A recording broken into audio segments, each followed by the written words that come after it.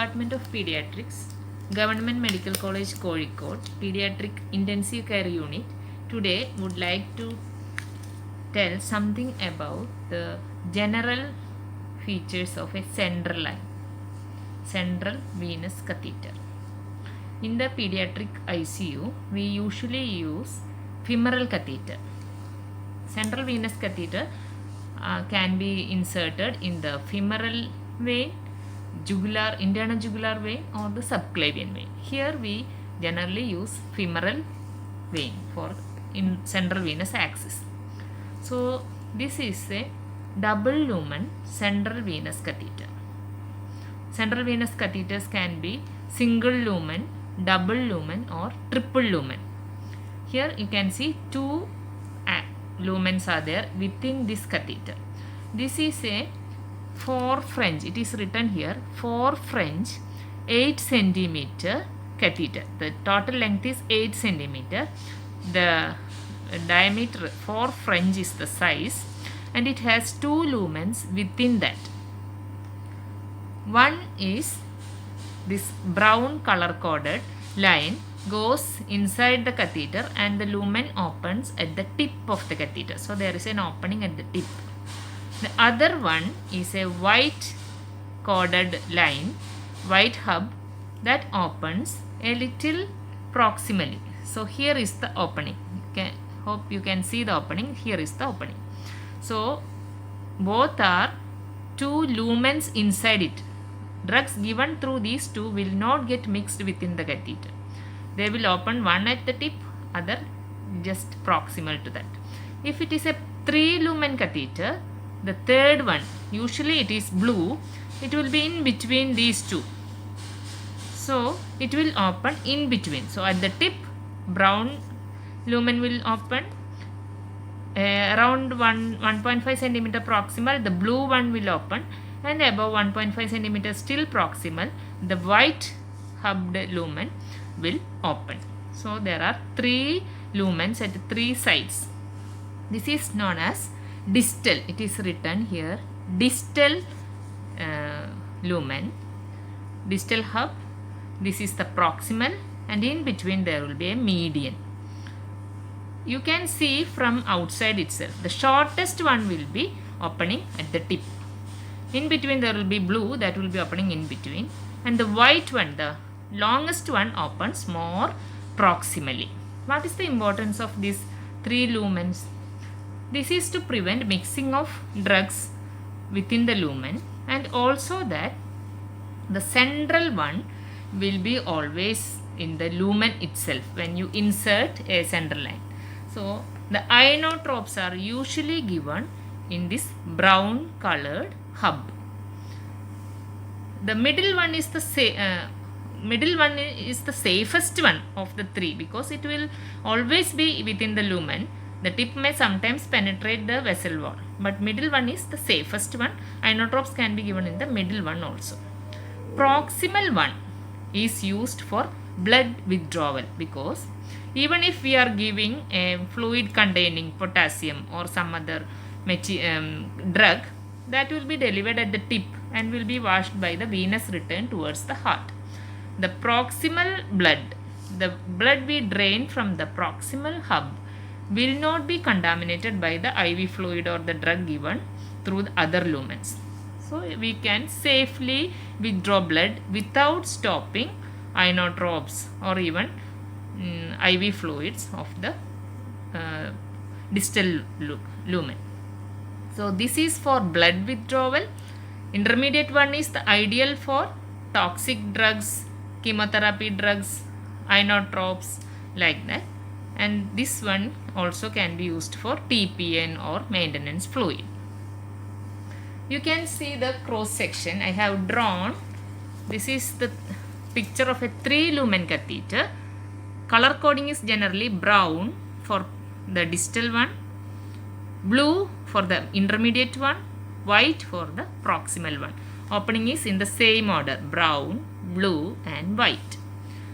You should never think that it is a single lumen. It has 3 lumen within the catheter. When you take the cross section, it will look like this. The brown has the maximum diameter 20 gauge. Blue and white are usually 22 gauge, smaller one. So brown will not get occluded easily. This is the cross section of the catheter. Then you should know the closing locks. This is a lock that can be pressed and locked. You should always make sure that it is properly closed. If it is in between, there can be some gap and blood can reflect into this lumen. It will get clotted here and this line will be of no use. So after use, always make sure that you close it properly. Then there is an extension line. This is the extension line, that is also three hub, triple extension line. But you should always remember that this extension is from here onwards. In the line, it is only a single lumen. What is the use of this extension line? By attaching it to the hub, you can connect 3 different infusions in this, and it will be going through the same opening and same lumen. It can be given. This is used instead of 3-way stopcock. Another advantage of this extension line is that this is devoid of cap. This is capless hub. See, here there is a cap. When you give some injection via syringe, you have to remove it, and placing it somewhere in the bed will cause contamination of the cap, and reinserting will lead to catheter related bloodstream infection. To avoid cap, we are always recommending capless extension lines where there is a valve, neutral valve. You can attach the syringe just by pushing it. It will get opened. Push the drug, and just by detaching the syringe, it will get closed. So that is the advantage of this extension line. Another thing is that when you connect an ordinary IV line to the central line and we are pushing fluids at a high rate, there will be some resistance within the lumen. If it is partially blocked, the resistance will be more. At that time, there is high chance of this IV line getting detached because of the pressure from inside. So it will get detached accidentally. Blood will come back and will extravasate, will come out. The important inotrope will be going out of the line to the bed, and we may miss it. To avoid that, always better to use locked extension line. This is lever lock system where we can press it and lock it by the hub. There is a screwed lock so that it won't get detached by pressure. Always better to use this type of locking lines in the center line. Another important point I would like to mention is care of a center line. Whenever you access center line, you should rub the hub. That is using spirit. You should use sterile gloves, sterile cotton and spirit, and rubbing the hub is very important. You have to detach the IV line if it is there, or after before accessing. If it is not in use, you can just leave it. When we are going to access the lumen, just rotate it forcefully for around 15 to 30 seconds. Wipe the tip also. So physical rubbing, just wiping with spirit is not enough. Rubbing is very important. Rub the hub for 15 seconds at least before accessing any center line hub. Then only attach the syringe. Like that, when you take a blood sample from the center line, we have to take at least 2 syringes, 3 syringes ideally. One is with heparin flush. So see, this is heparin lock flush solution. This is available in the pharmacy, or we can prepare by mixing saline with heparin in the proportion. So this each ml contain heparin 10 international unit. So this is the dilution. 10 international unit in ml is the dilution of heparin solution used for flushing central line. After every blood sampling, we have to flush with heparin. So we will take 3 syringes. One is loaded with heparin flush. How much heparin to be taken or flushed? For that, you should look at the priming volume. What is priming volume? Volume of fluid that can be contained within the lumen from tip to the hub. That is the priming volume of this catheter. It will be written on the back side. So this is 5.5 French, 3 lumen, 8 centimeter catheter. They have shown the cross section of the catheter with 20 gauge, 22 gauge, 22 gauge, 3 lumens, proximal, distal and medial. Priming volume is written in ml, 0.28 ml or 0.3 is the usual priming volume. Around 2 to 3 times the priming volume of heparin should be flushed so that any blood residue, any RBCs will be washed into the system and will prevent catheter block. So 0.3 into 3, around 1 ml. Around 1 ml heparin is used for flushing each line. But if you are using an extension, we have to count the blood or the volume within this also. Around 1.5 maximum 2 ml saline, heparin saline should be used for flushing.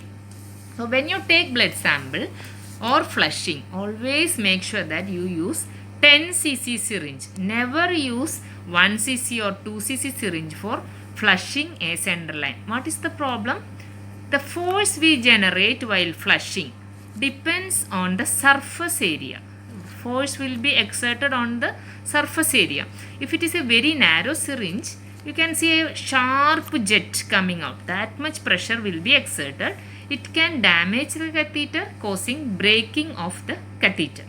To prevent that, always use 10 cc syringe or above that for flushing. Even if we are using 1 ml flush, use a 10 cc syringe. Don't apply high pressure while flushing.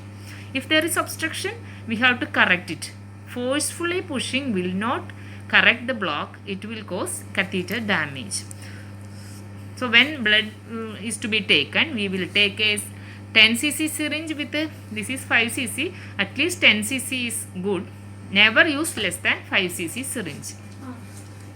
So for that, first we will take blood. We should unlock the locks. If the proximal, this lumen is having inotropes, don't stop the inotropes. Let it go. Take blood from the white hub. Connect a syringe.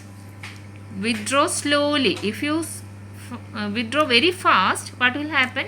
Because of the vacuum you created, the lumen may get attached to the vessel wall, and more the force you apply, more vacuum will be generated, more adherent it will be, and blood will not come out. So don't withdraw very fast. Slowly withdraw till there is a uniform blood flow.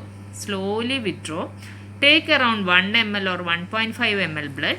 Don't use that for sampling. Lock the lumen.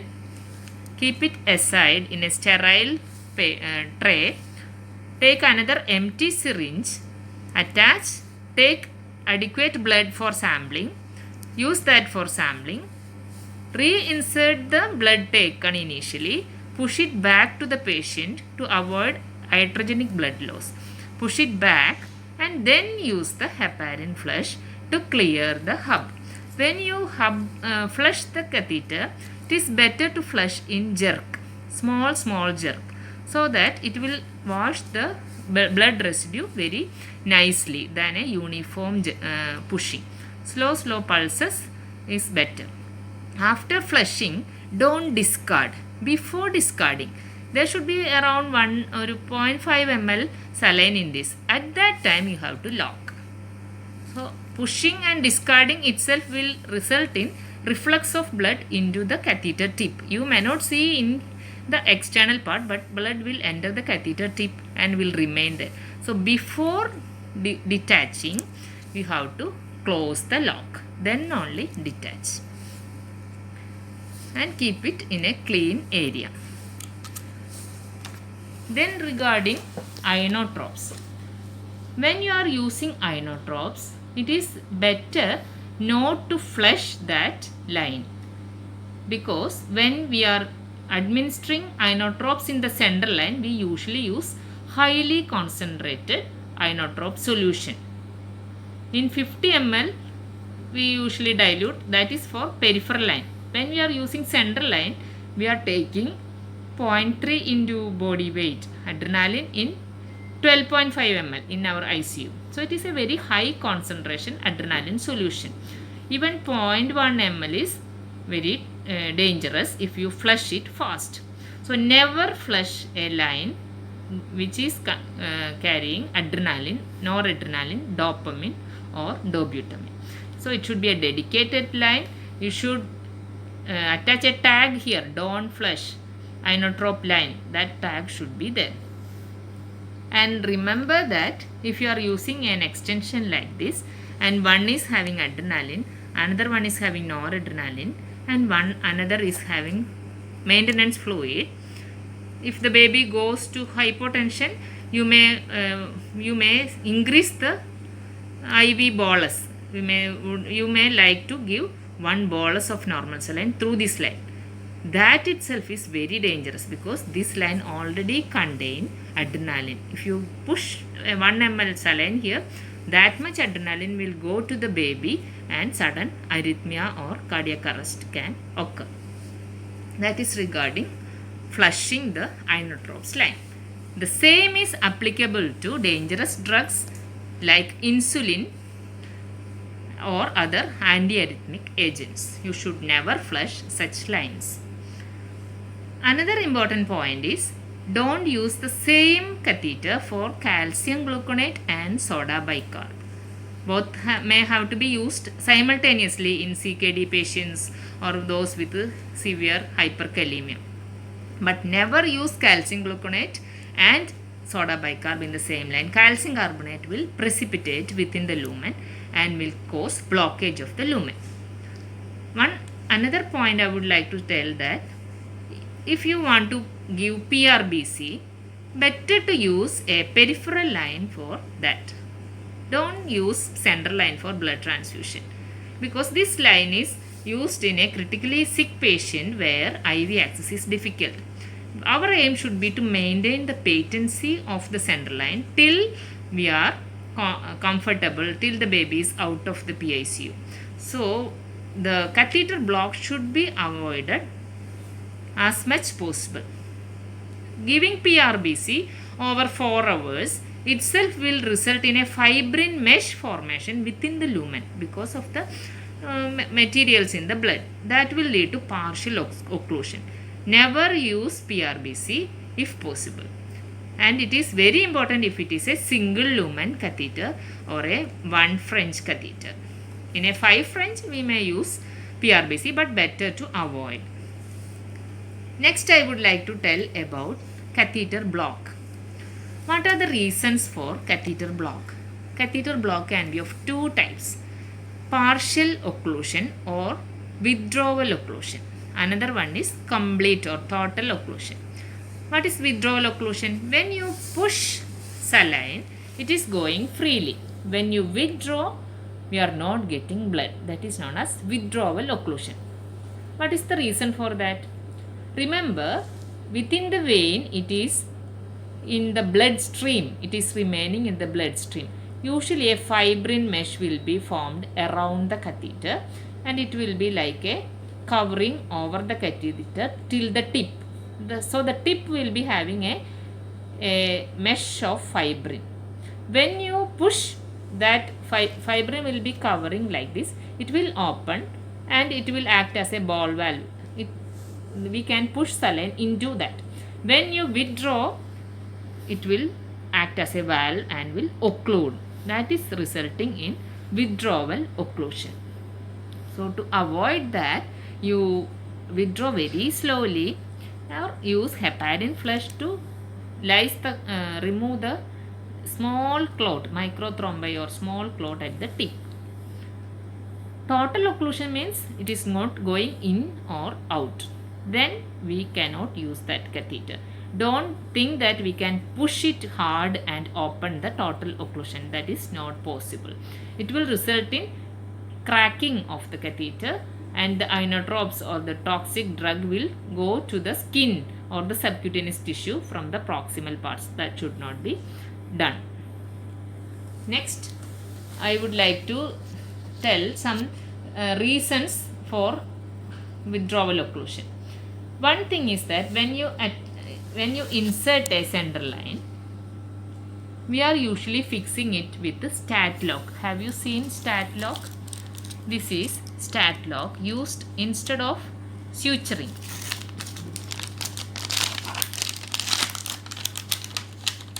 So in that there is a part like this. It can be attached by removing the the plaster on the back. It is adhesive. We can attach here, keep the hub in the respective position and lock it. So this is a very easy method of fixing center line. Can be properly fixed. But remember, if there is a gap between the insertion point and the stat lock, there is high chance that with movement of the leg, this catheter can get pushed out. So it will come like this and may get out. To prevent that, it should be as close to the insertion point. This stat lock should be very close to the insertion point, and apply this plaster, adhesive plaster at the insertion point to keep it safe and secure. So this tape will prevent catheter being pushed out. If at the insertion point, if there is kinging, sometimes there can be kinging of catheter at the insertion point. At that time also there will be total occlusion. If you think like that, just stretch the skin or pull the catheter slightly back, so that kinging will be cleared and the occlusion will get cleared. So we can try just pulling the catheter back slightly if you suspect kinging at the insertion point. One more advice I would like to tell, that when you select the insertion point, never go very close to the inguinal ligament. It should be at least 1 centimeter below the inguinal ligament. What is the importance? If you slightly go up, when you insert the line, we are initially inserting a needle.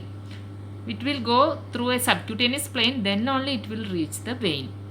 The insertion to the vein, if it is into the above the inguinal ligament, and if it extravasates, counterpuncturing or artery puncturing, if it occurs, bleeding will be into the peritoneum or the retroperitoneal area. That we cannot see and that we cannot occlude by compression. So hemoperitoneum can occur, or the puncturing will result in extravasation of the fluid we give into the peritoneum. Next day we may see ascites because of extravasation of the vein inside the abdomen. To prevent that, if it is below the inguinal ligament, even if there is a hematoma, we can clearly see a swelling in the thigh, we can stop it by pressing and it is always safe. So don't go above or very close to the inguinal ligament. Another point I would like to tell to all junior residents is regarding guide wire. When you do it, when you insert it, we will insert the needle, the guide wire, we will remove the needle, only the guide wire will be there from the point. We will insert the catheter over the guide wire. That everybody knows. But never never forget to remove the guide wire. So when you are threading the catheter over the guide wire, make sure that the tip of guide wire is coming out through the brown lumen. Whenever you insert guide wire through the tip, it will invariably come through the brown lumen. Why? Only the brown hub opens at the tip. So you should be able to see the tip of guide wire coming through the brown hub. You should hold that tip, then only advance the catheter. Otherwise, if the guide wire is inside the catheter totally and you have inserted it into the vein, you cannot catch the catheter further. It may migrate into the intravenous space, it may reach the heart, and it will be very dangerous. It will be very difficult to retrieve that guide wire. It may sometimes we may flush saline thinking that everything is over, but guide wire will be within the lumen, it will get migrated. Even if that happens, just hold it firmly here, thinking that the guide wire tip may be somewhere here. Pull it slightly back, again hold whatever place you can catch, and then look for guide wire at the tip. And that should be avoided at any cost. Guide wire migration should be avoided at any cost. Another problem you face is arterial puncture. How to know whether it is in the artery or vein? If it is in the femoral artery, usually there will be a pulsatile blood flow through the lumen, through the catheter. You can see very strong jet coming out if the baby is having normal BP. But many a times baby will be in hypotension, so you may get confused. It will be like a venous flow, not so strong.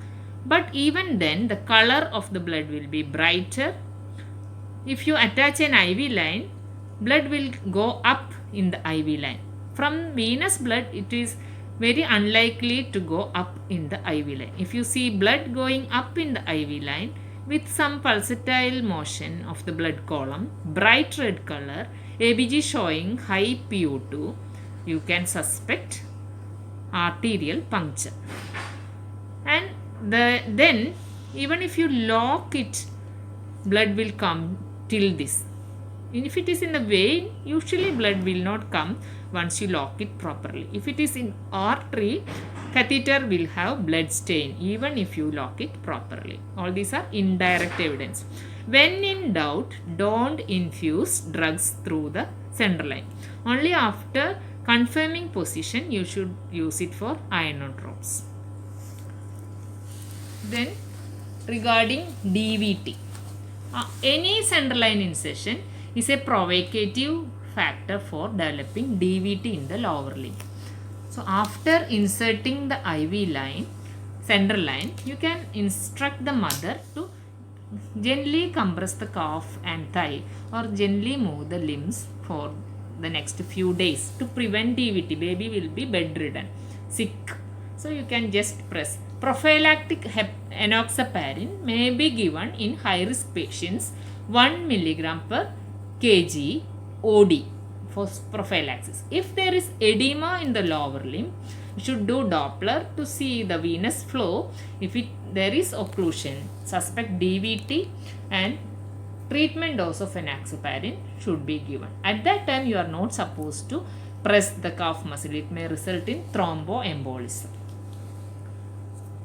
And whenever the requirement is over, remove the central line. Whenever the need is over, remove the central line. The central line is always a source of infection and endocarditis and all the complications.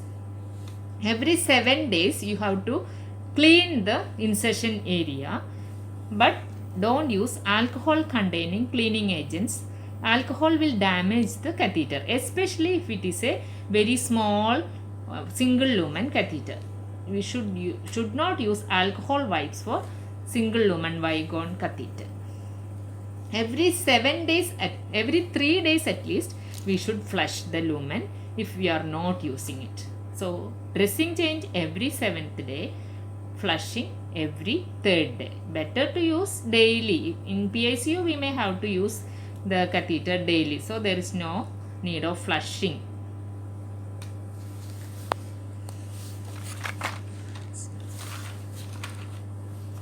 This is the Tegaderm plaster. You may be knowing Madoderm or Tegaderm transparent film dressing frame that is better than occlusive adhesive plasters. With this we can observe the insertion point for any infection or reactions or bleeding. So it is always better to use Tegaderm plaster for dressing the centerline insertion point. And when you are using it for the first time, always make sure that one experienced person is with you throughout the procedure to guide you. Never insert a centerline independently for the first time. Always take help from seniors and the advice from experienced person throughout the procedure. Thank you.